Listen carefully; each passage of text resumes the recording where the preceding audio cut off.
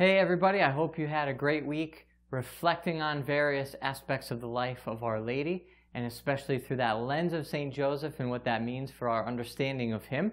And now we're going deeper into the life and the personality of St. Joseph himself. So that's our next week here. It's knowledge of St. Joseph.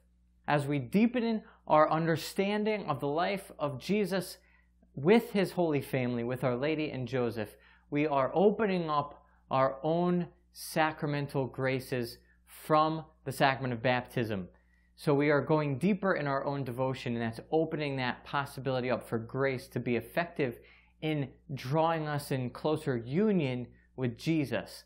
That's the whole point of this, and I want to keep reiterating that, because while we're increasing our knowledge and we're increasing the devotions of our heart, this is more than just a nice spiritual exercise. It is that, but it's also something that enters us more deeply into the sacramental graces of our baptism.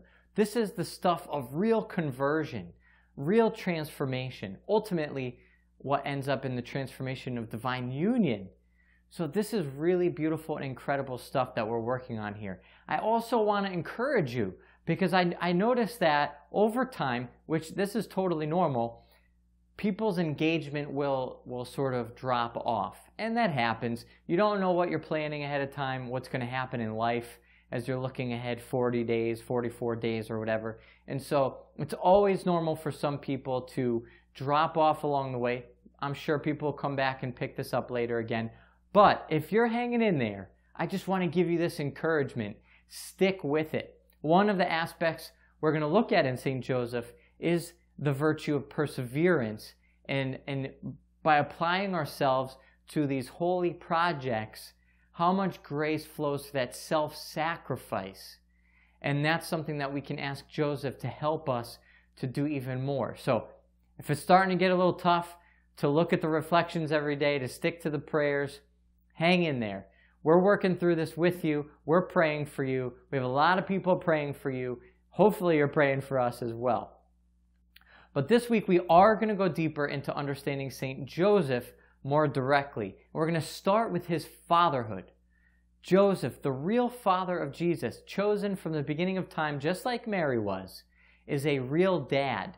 And we need to enter into that relationship so that our own conformity to Christ can be facilitated by the mom and dad that Jesus had in his own human development, as his own personality was formed in the Holy Family.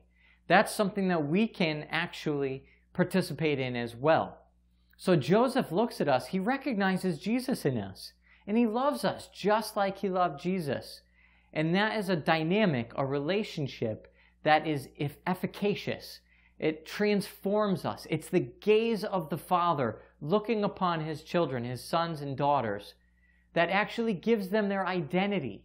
We're going to talk about that in the first reflection. The first thing we need from a dad is the gaze of love that affirms us and gives us our identity, tells us that we're good, that we have value, and that we can become somebody great because of who we're created to be. The second thing, besides that affirming glance, is an example, a model to follow. And that's what Joseph also gives us. And we're going to look at various aspects of the life and personality of St. Joseph, which are exemplary for us. We can look to him and see the way that human life can be lived out by a normal guy without being immaculately conceived. And we too can follow in those footsteps of our father in faith, and we can learn how to become the best versions of ourselves. So stick with it. Hope you're praying for us. We're praying for you. If you're not already in the Facebook group and you have access to Facebook, join our group, and you can hear about people's experience there. Post your own little reflections. Otherwise, enjoy this week. God bless you.